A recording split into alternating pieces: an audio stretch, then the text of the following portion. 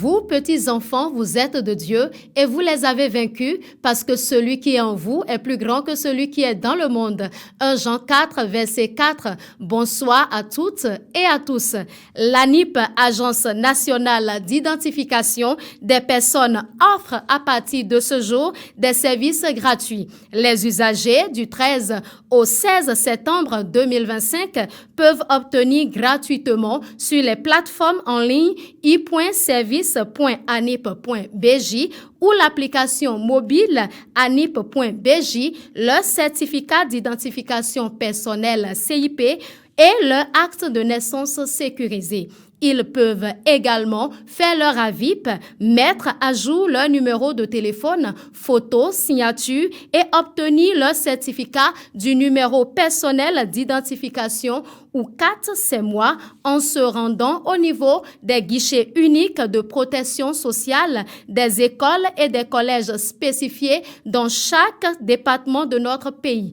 Ces services gratuits entrent dans le cadre de la série de manifestations qu'organise l'ANIP en collaboration avec le ministère des Affaires sociales et de la microfinance en marge de la célébration de la Journée internationale de l'identité. La dite journée est pour le mardi prochain. Elle est célébrée chaque 16 septembre. L'ANIP invite tous les citoyens à profiter de ces services gratuits afin de garantir une identité complète et sécurisée, condition essentielle pour l'accès aux droits et aux services publics. Restons au Bénin, les potentiels candidats aux élections générales de 2026 ont l'obligation d'obtenir leur quitus fiscal, document indispensable pour valider toute candidature. C'est ce que la Direction générale des impôts leur a rappelé par un communiqué ce vendredi 12 septembre 2025. Le retrait du quitus se fait exclusivement en ligne via la plateforme https://quitus.impôt.bj. Chaque demandeur doit être à jour concernant l'ensemble de ses obligations fiscales, dont entre autres les impôts fonciers, la taxe sur les véhicules à moteur et les impôts professionnels. Le dossier doit comporter des informations personnelles complètes et prouver que la situation fiscale du requérant est soldée à 0 francs au 31 décembre 2024. D'une information à une autre,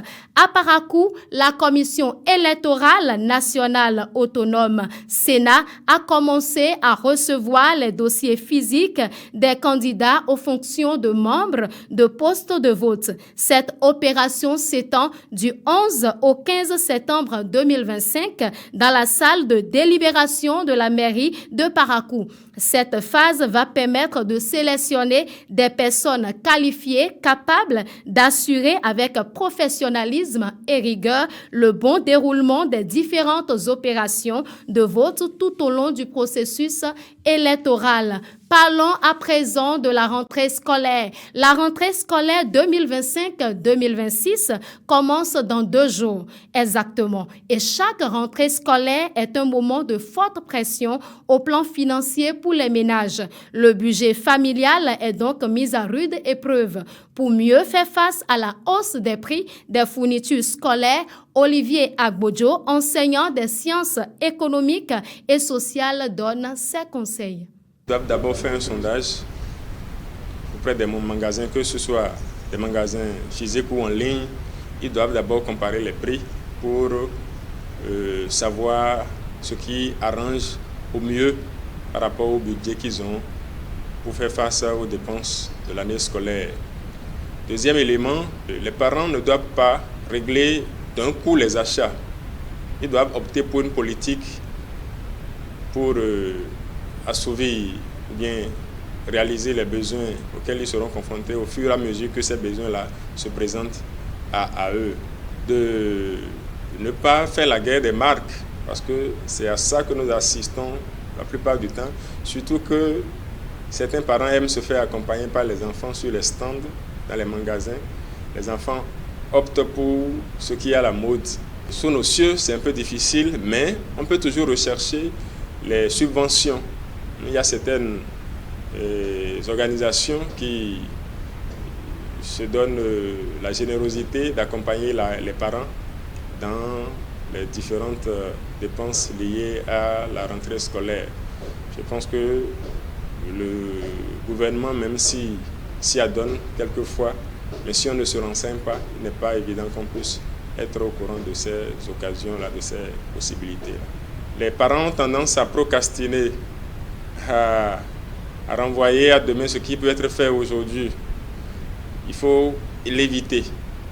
Quand on peut régler certaines choses en même temps, c'est mieux de les faire. Il faut pouvoir réellement tenir compte de nos bourses, tenir compte des moyens que nous avons pour régler les différents problèmes et ne pas s'endetter inutilement alors qu'on vient juste d'entamer l'année scolaire.